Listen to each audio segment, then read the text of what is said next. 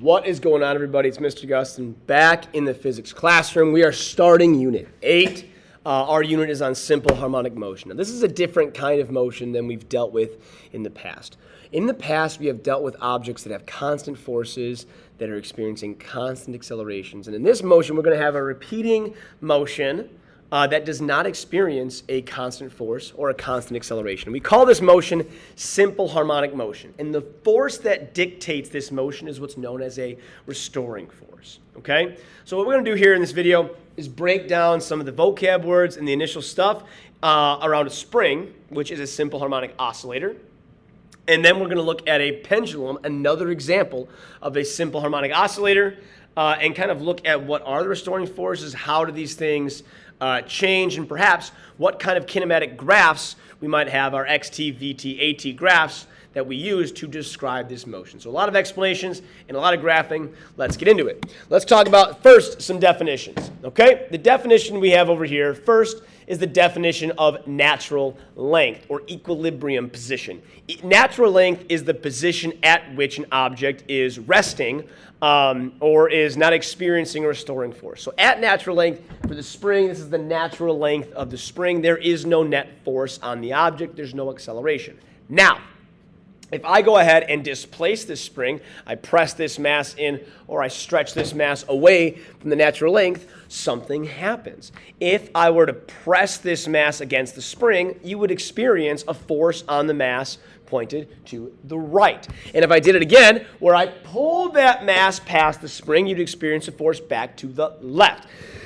Because this force changes based on the location of the mass or the stretch of the spring, we give it a name, and that name is called a restoring force. What does it restore? It restores the object's position back to equilibrium. That's what it does. That's the name of this thing. That's different than any kind of force we have dealt with in the past. In the past, all our forces have been constant. They've been independent of the object's motion. We are just pushing on something. Think about gravity. Gravity has been our rock. It has been our mg. It's been acceleration due to gravity's 9.8 downward, always at the surface of the earth. It has been our go-to. It is independent of object, shape, size, anything.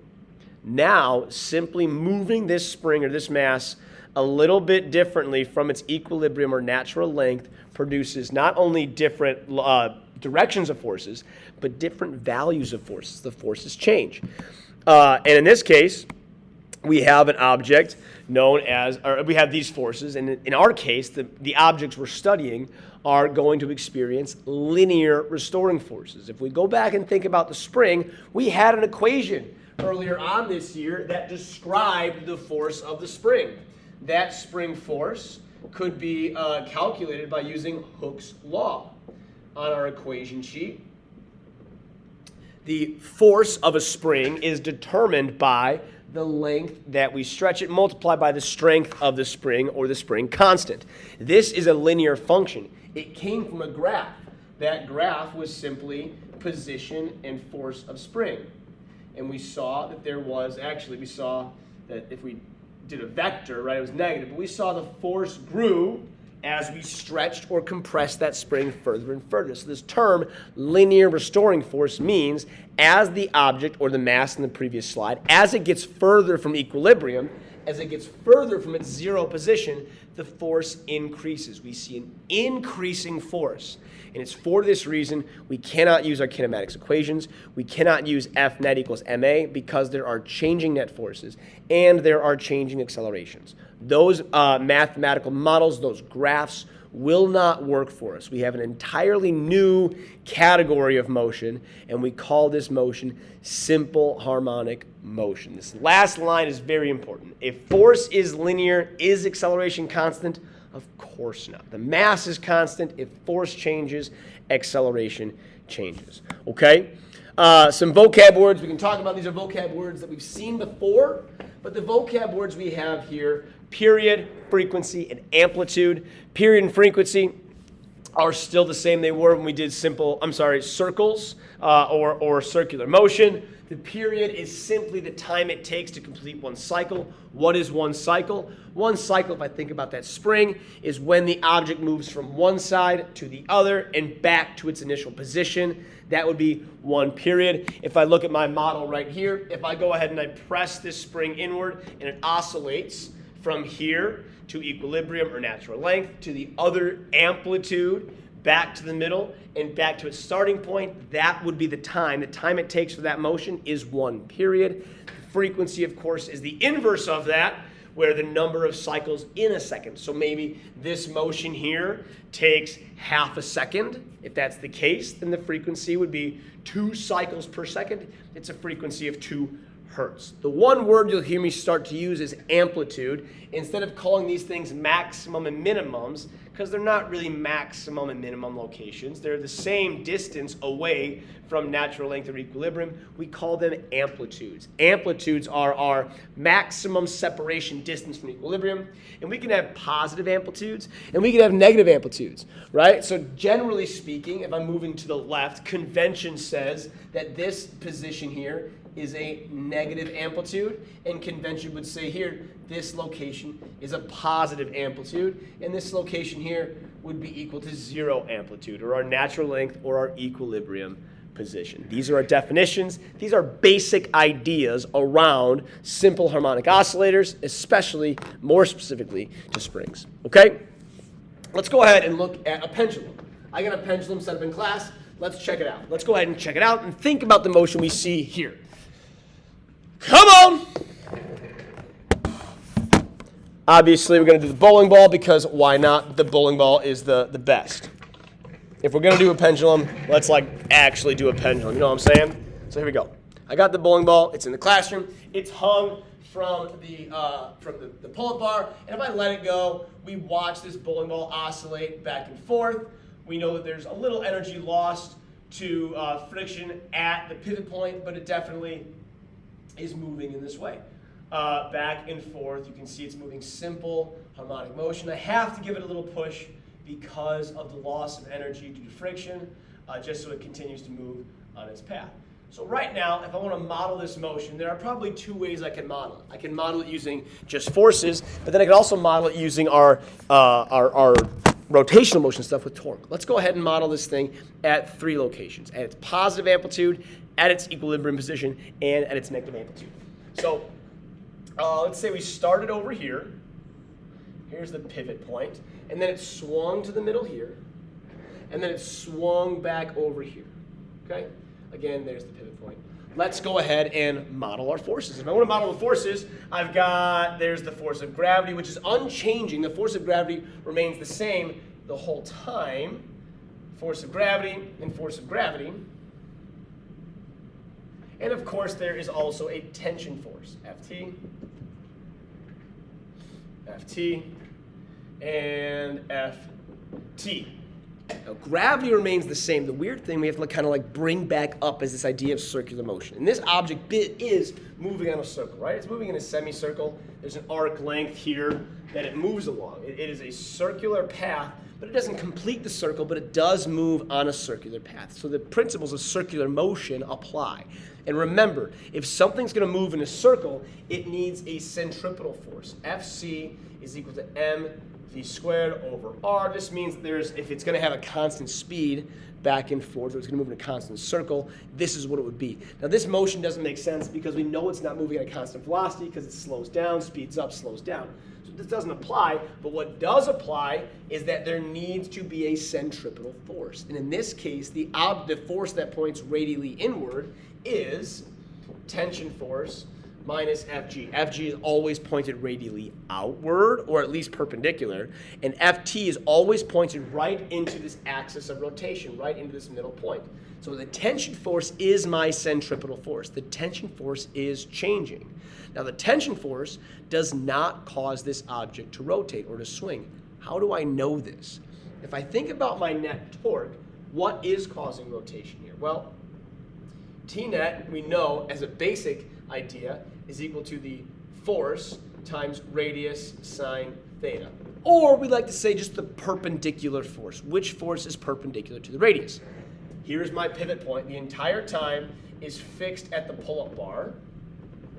Which of these forces, Ft or Fg, is perpendicular or somewhat perpendicular? Where is there a torque? Where is there an angular acceleration speeding this thing up?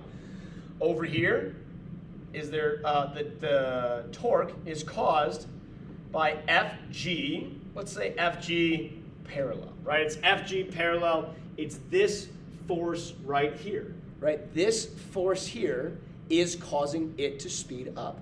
And if I got higher and higher and higher, more gravity would produce a torque. So what is producing my torque? It is gravity. It's a component of gravity. As I swing back to the middle, you see that this angle, there is no perpendicular component of gravity right in the middle. So there is no angular acceleration there. And as soon as it swings past, well, now there is a greater angle. So there is a component of gravity pointing back this way, towards the middle. Let's think to ourselves, what is the restoring force? Is there a force that always points back towards the equilibrium position? Here is my equilibrium position. As it swings over here, there's a force of gravity pointing back towards equilibrium. As it swings over here, there's a component of gravity pointing back towards equilibrium. What is my restoring force on this pendulum? It is a component of gravity. And the further it swings, the larger that component gets, the more torque it applies, the more angular acceleration we get. What I'm gathering here is that forces change on this object, therefore accelerations change on this object. This is kind of interesting that I'm seeing this type of motion. Let's go ahead and look at how other variables might change as we move from left to right, okay? We're going to keep track of this. We're going to call this over here position A. We're going to call this over here position B, and this over here position C. We're going to call these three positions. Then we'll keep track. We'll make a data table of how these motions change. We'll call them maximums, and we'll call them minimums at position A, B, C. And actually, I'm going to change this. We're going to call this negative A.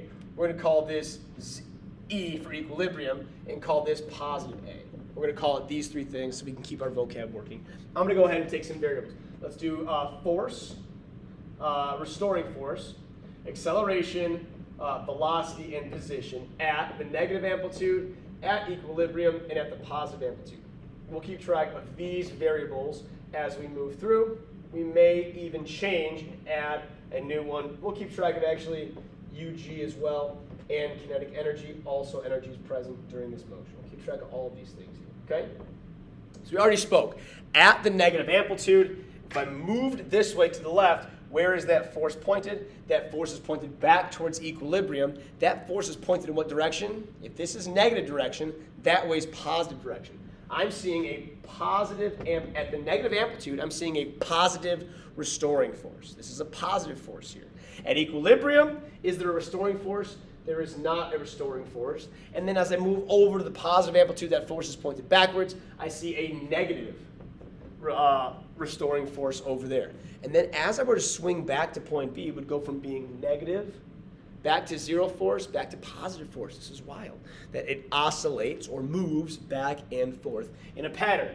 Now acceleration is the exact same. I know this because what causes acceleration? That's forces. If there's a force, there's an acceleration. They're one and the same. The only difference is that one is multiplied by mass. So whichever direction the force is in, acceleration is in the exact same direction. How about velocity? Well, which way is it moving? It starts at this negative amplitude on its way down. Which way does it start moving? It's at rest. So at an amplitude, we see zero velocity, okay? On its way to equilibrium, we're reaching a maximum velocity. We're reaching our absolute maximum. It moves from the negative amplitude. It's moving in the positive direction. So we'll say like on its way to equilibrium, it's moving in the positive direction until it reaches its maximum positive velocity. On its way to the negative or the positive amplitude, on its way, it's slowing down, and eventually at the positive amplitude, it reaches zero. But if it were to start swinging backward, that velocity would now start to increase in the negative direction back towards the negative amplitude. So we're seeing that depending on the way this thing is swinging, we are seeing a change in direction, and so therefore a change in the sign associated with our vector quantity, force, acceleration, or velocity. How about displacement? Displacement's pretty easy. If I'm at the negative amplitude, guess what my displacement is? Well, it's negative, right? It's negative, and it's the maximum over there. At the middle, at the equilibrium position, there is absolutely no displacement. You are at equilibrium. By definition, my displacement is 0 because displacement is measured to the equilibrium position. As I swing over to the positive side, once I reach the positive amplitude, I reach the positive maximum displacement over there. And then as I swing back, I get back to equilibrium, and then back over to the negative amplitude, or the maximum negative displacement. Where it gets a little trickier is with UG and with K. These are things that are not positive or negative. They are constantly positive because they're not vectors. They're scalar quantities, and so on the planet Earth, we keep them all positive because they're all relative to the surface of the Earth. So UG and K, let's look closely. If this down here is the lowest point in my system, we would say UG down here is 0, which means up here, UG must be a maximum. It's the highest point in the system. UG must be a maximum over here, okay? It's not moving, it's at rest, it's at the highest point in the system, and so we see a maximum over here at UG. As we reach equilibrium, it's at the lowest point in my system, so there is no UG left. UG goes to 0, and as it swings back up to its maximum height. We end up seeing a positive amplitude over there.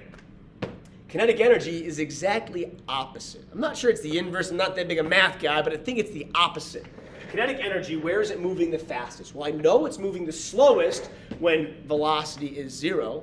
That's at either amplitude. It's moving the fastest at equilibrium. Okay, so kinetic energy must be 0 here. It must be at a maximum here, and it must be at 0 over here. These are the variables that I have that I can think of right now that describe this pendulum's motion, and they're all based on either circular motion or rotational motion. I can think about the forces, the torques that cause this thing to speed up and slow down. The last thing I want to discuss is how do these look graphically? If I can think about these things in terms of models, I can think about these things in terms of explanations, how do I graph this motion? I have never seen a changing force and a changing acceleration that is constantly changing. Not like a lab with springs. I'm talking about simply through time, how does this motion change? Let's go ahead and graph our 3 kinematic graphs here. Let's do this, okay? If I have my position in time graph, I have my velocity in time graph, and I have my acceleration in time graph, all I want to do is graph this thing over one period. And period is capital T, okay? Over one period, we'll go ahead and we'll drop in the middle here. We'll say this is T over 2. Right here is T over 2. That would be half the period, T over 2. Where is T over 2? Well, I would call this 0 time. I would call this over here T over 2. That would be the time it takes to get from one amplitude to the next. Well, what does that mean the equilibrium position is? Well, it depends. If I am moving in this direction, that would be T over 4. And then it gets over here to T over 2. But after it gets to one side, it has to travel back through equilibrium. So it comes back this way, and when it swings back from the positive to the negative amplitude, we get 3T over 4. And finally, we're back to a period right here. And then it just oscillates back and through.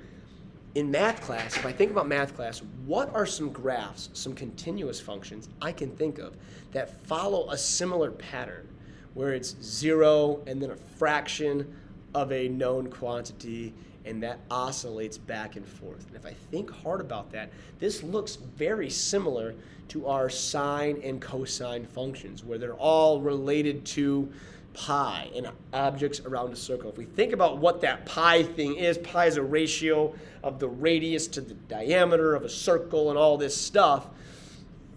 What I'm seeing here is that these graphs, this simple harmonic motion, circular motion is a simple harmonic motion. These graphs are probably going to look very similar to sine and cosine graphs.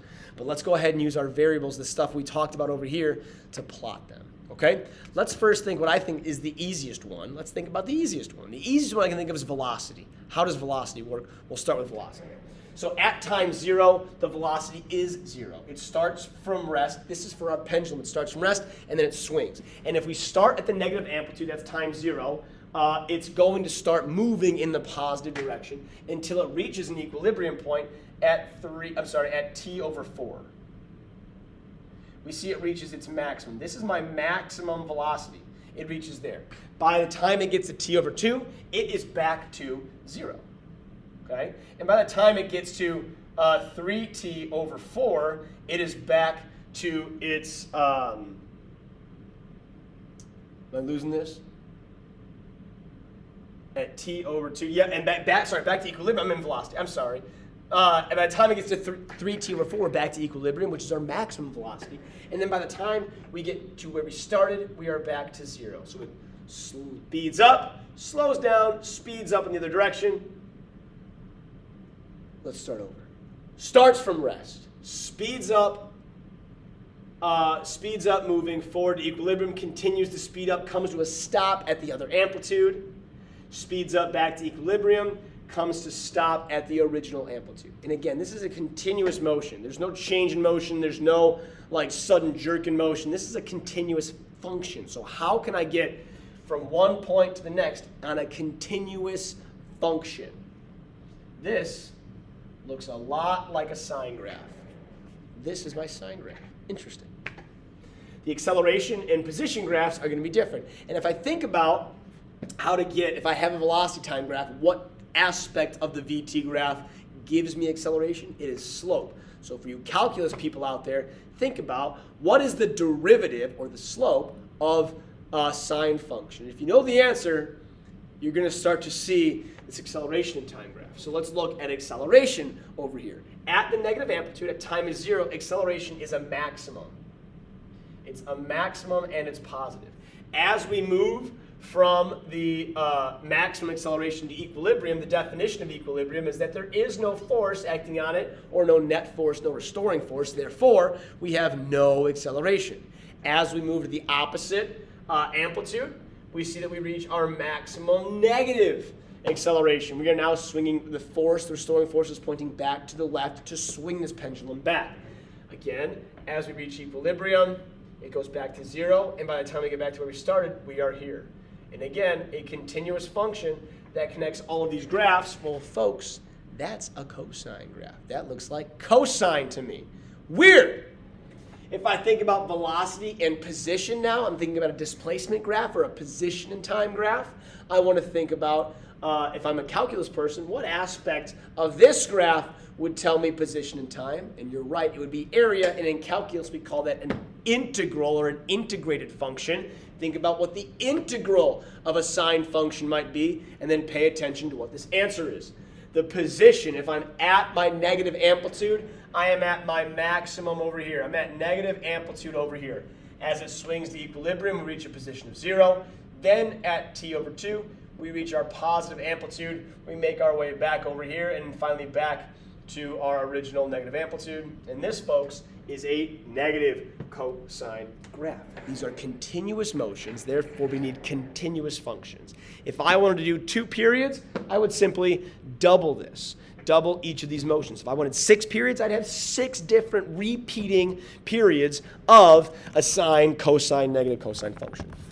I get asked all the time, are these graphs identical for everything? The thing that dictates this graph, or these graphs, is do you start at the negative amplitude or at the positive amplitude? This will determine the rest of these graphs because it determines the rest of these directions. We have now covered the definition of simple harmonic motion, restoring forces, linear restoring forces. We've looked at springs and we've looked at pendulums. We've also gone ahead and mapped how these variables change relative to their amplitude and what these graphs might look like. From now, I think it's time we go study pendulums more closely. Let's look at them more mathematically as opposed to graphically and verbally. If you've got questions, drop it in the comments. Send me an email. Until next time, see ya!